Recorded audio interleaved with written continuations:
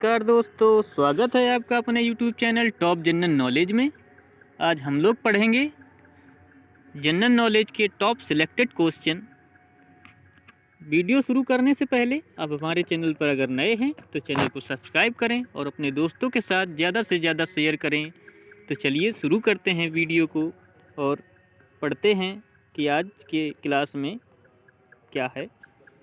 देखिए पहला क्वेश्चन सारे के सारे वन लाइनर फॉर्म में हैं। शुरू करते हैं। भीमबेटका के रॉक शेल्टर्स किस तलहटी में स्थित हैं? तो वन लाइनर फॉर्म में वनडे एग्जाम में पूछे गए क्वेश्चन है ये सारे के सारे। तो ये विंध्य रेंज में स्थित है। मध्य प्रदेश में भीमबेटका की गुफाएं पूर्व ऐतिहासिक गुफा चित्रों पर भित्ति चित्रों की बेहतरीन उदाहरण हैं। तो आपसे पूछ लिया जाएगा मध्य प्रदेश में कौन सी गुफाएं पूर्व ऐतिहासिक गुफा चित्रों तथा भित्ति चित्रों का बेहतरीन उदाहरण है? तो भीमबेटका की गुफाएं हैं। चलिए अगले क्वेश्चन पर चलते हैं।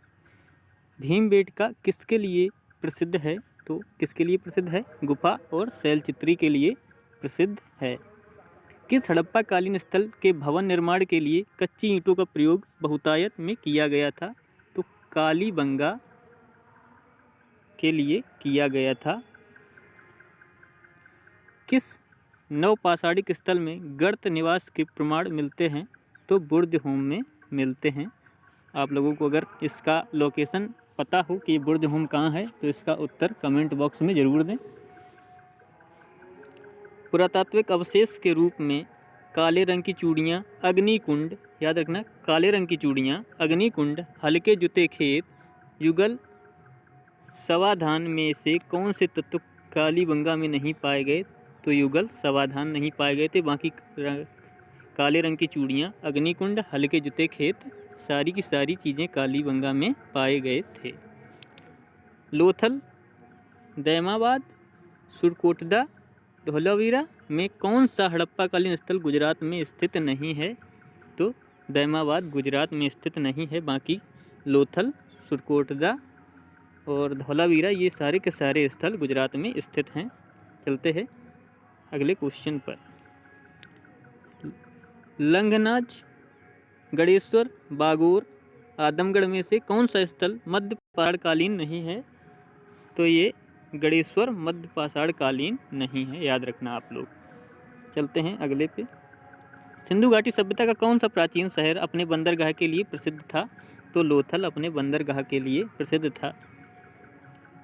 लोथल नगर किस नदी के उपनदी के किनारे पर बसा है? याद रखना बहुत ही महत्वपूर्ण क्वेश्चन है। लोथल नगर किस नदी के उपनदी के किनारे पर बसा है? तो ये साबरमती पर बसा हुआ है। हड़प्पा कालीन स्थलों में अभी तक किस धातु की प्राप्ति नहीं हुई है? तो वहाँ पर लोहा नहीं पाया गया है। याद रखना आप लोग। सारे के सारे इतिहास से जुड़े हुए महत्वपूर्ण प्रश्न हैं जो वनडे एग्जाम में सामान्यतः पूछ लिए जाते हैं। पढ़ते हैं अगले क्वेश्चन पे।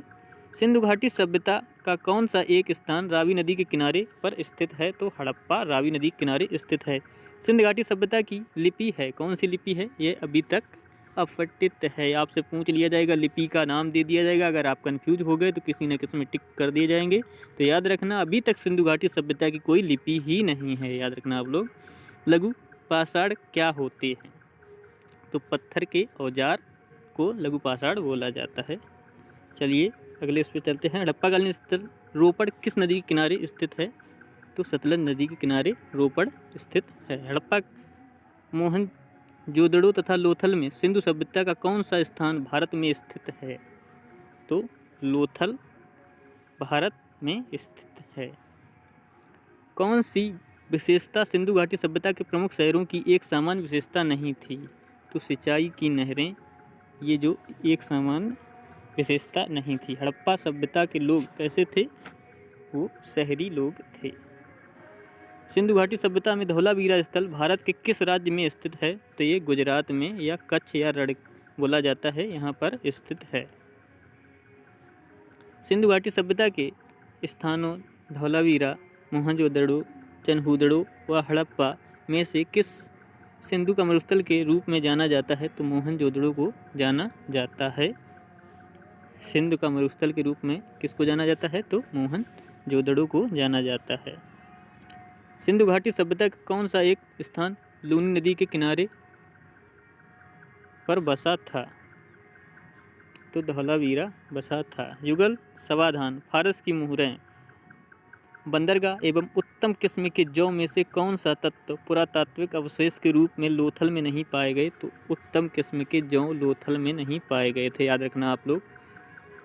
चिरांद, मेहरगढ़, बुर्जहोम तथा दैमाबाद में से कौन सा स्थल नवपाषाण युग का प्राचीनतम प्रमाण प्रस्तुत करता है? तो मेहरगढ़ नवपाषाण युग का प्राचीनतम प्रमाण प्रस्तुत करता है। सुमेल देख लीजिए, जो मोहनजोदड़ो में ग्रेट बात है, हड़प्पा में स्टैचू ऑफ प्रीस्ट है, कालीबंगा में हल्के चिन्ह मिले हैं और लोथल में पत्तन का मिला है। मोहनजोदड़ो में सबसे बड़ी इमारत कौन सी है? तो ग्रेट ग्रेनरी यहाँ पर सबसे बड़ी इमारत है। मोहनजोदड़ो में जो सबसे बड़ी इमारत है वो ग्रेट ग्रेनरी है। अगला है, सिंधु घाटी की सभ्यता के लोग किसकी पूजा करते थे? तो किसकी पूजा करते थे? ये पशुपति की पूजा करते थे। पुरालेख शास्त्र किसका अध्ययन है? तो किसका अध्ययन है ये शिलालेख का अध्ययन है। ऐतिहासिक लेखों का संरक्षण विज्ञान की किस शाखा के अंतर्गत होता है? तो म्यूजियोलॉजी के अंतर्गत होता है। ऐतिहासिक लेखों का संरक्षण विज्ञान की किस शाखा के अंतर्गत होता है? म्यूजियोलॉजी, याद रखना आप लोग। भारतीय अशांति का जनक या उपद्रव का पिता किन्हें कहा जाता? अब ये बहुत ही महत्वपूर्ण क्वेश्चन है। भारतीय शांति का जनक या उपद्रव का पिता किसे कहा जाता है? तो ये बाल गंगाधर तिलक जी को कहा जाता है। वर्ष 1905 में बंगाल विभाजन की लागू करने का निर्णय किसके द्वारा लिया गया था? तो लॉर्ड कर्जन के द्वारा लिया गया था। महात्मा गांधी जी का जन्म किस वर्ष हुआ था? तो आप सभी को पता होगा, 1869 ईस्वी में हुआ था। महात्मा गांधी का जन्म कहाँ हुआ था? तो गुजरात में हुआ था। किस स्वतंत्रता सेनानी ने महात्मा गांधी को पहली बार राष्ट्रपिता कहकर संबोधित किया? तो सुभाष चंद्र बोस जी ने किया था। अहमदाबाद में साबरमती आश्रम किसने स्थापित किया था? तो मोहनदास करमचंद गांधी जी ने स्थापित किया था। महात्मा गांधी की हत्या किसने की थी? नाथूराम गोडसे ने की थी। जलियांवाला बाग त्रासदी कब हुई? तो 13 अप्रैल 1919 को जलियांवाला हत्याकांड जिसे बोला जाता है हुआ था। गणेश महोत्सव का प्रारंभ किसने किया था? तो लोकमान्य तिलक ने गणेश महोत्सव का प्रारंभ किया था। कौन वर्ष 1925 में भारतीय राष्ट्रीय कांग्रेस की दूसरी महिला अध्यक्ष बनी और जो इस अध्यक्ष पद पर आने वाली प्रथम महिला भारतीय महिला थीं? तो ये सरोजिनी नायडू जी थीं। गांधी इरविन समझौता किस वर्ष हुआ था? तो 1931 में हुआ था। गांधी इरविन समझौता 1931 में हुआ था। आज़ाद हिंद एक भारतीय स्थायी सरकार थी जिसे किए गए सिंगापुर में 1947 में स्थापित किया गया था। तो आज़ाद हिंद एक भारतीय अस्थायी सरकार थी। तो इसका स्थापना कब हुई थी? ये सिंगापुर में 1943 में इसकी स्थापना की गई थी। सुभाष चंद्र बोस का जन्म कब हुआ था? तो 1897 ईस्वी में हुआ था।